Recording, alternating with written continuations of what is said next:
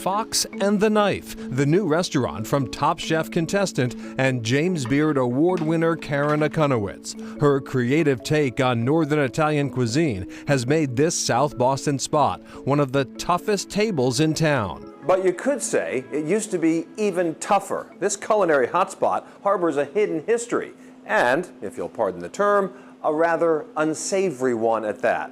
You see, Fox and the Knife used to be Triple O's Lounge, the hangout and unofficial headquarters of one James Whitey Bulger.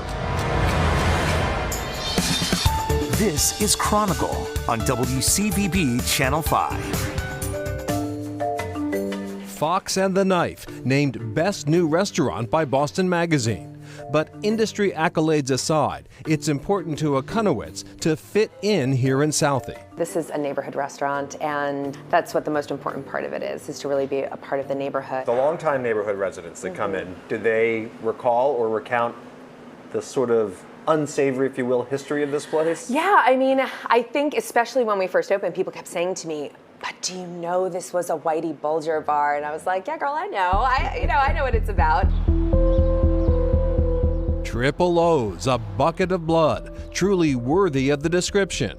Owned by Bulger associate Kevin O'Neill, Triple O's was home base for Whitey Bulger's loan sharking operations. Upstairs, the worst seat in the house. Right there on the second floor. Now, there used to be a chair in one of the rooms, according to a DJ who worked there, with a tarp under it, and he asked about it, and he was told that, "Don't worry about that chair unless you're sitting in it." Omar Doherty, a local kid with a fascination for the darker side of Hub history. I used to go to elementary school at the Condon on D Street. Owner of Boston Crime Tours, Doherty takes clients on a magical misery tour of some of Boston's seedier spots, like Triple O's. He tells us of Louis Latif, a bookmaker who ran afoul of Bulger in 1982. So he was summoned to Triple O's, and he walked upstairs, and he ended up getting brought down in a garbage bag. We'll catch up to Omar for more Bulger tales a bit later. For now, Karen Akunowitz finds the hidden history behind her new restaurant adds a bit of local flavor. For me, it's a pretty neat thing. It's a piece of the history, as is Whitey Bulger, right? He's a piece of history. So you're not running anything out of here, other than good food? Oh gosh, no. I'm like far too conservative. I'm like so scared. Hungry for more hidden history? Hope so, because our next stop is also a restaurant, stashed away in the hills of Western Mass. The end of the dirt road at the top of the mountain in the middle of the forest. Way off in the Berkshires, carved out of the October Mountain State Forest, the legendary Dream Away Lodge in Beckett. Still something of a secret, says current owner Daniel Osman. I meet people all the time who've lived here for 60 years, 70 years, never heard of the place. And on the other hand, to another corner of the county, it's legend. A legend that goes back 90 years and the era of longtime proprietor Mama Maria Frasca. It was rumored to be a brothel and a speakeasy during the Depression. And then in the early 40s, Mama and her 3 daughters bought it and it became the Dreamaway Lodge. The rumor that it was a brothel continued. It was certainly a house of music and adventure. Still is.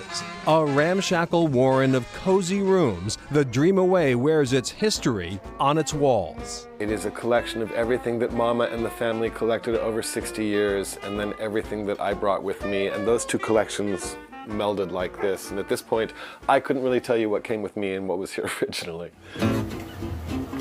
Chef Amy Lovelace and her staff put out an eclectic international menu. From vegetarian tostadas to Lebanese snack trays to juniper sage brined pork chops with locally sourced sauerkraut. And every night is different. And it's magic. For those in the know, like Paula Langdon, the Dream Away is like a secret clubhouse in the woods. We always say it's sort of like summer camp for adults around here in the Berkshires. And this is the lodge. The legend of the Dream Away was further enhanced by its star turn in Bob Dylan's 1978 film, Rinaldo and Clara. Dylan, Joan Baez, Arlo Guthrie, Allen Ginsberg, and the rest of the Rolling Thunder Revue filmed a number of scenes at the Dreamaway with Mama Froska. The George Washington slept here thing. Daniel Osmond says Dylan fans still make the pilgrimage to this mountaintop, following in the master's footsteps. If Bob Dylan has been photographed in your house, then people want to come. Can we sit at the table that Bob sat at, you know? The answer is yes, if you're willing to leave the beaten path behind and enter the very particular world of the Dreamaway Lodge. This is an old juke joint on a mountaintop in the forest with a long and ragged history in music and craziness, and we write the rules.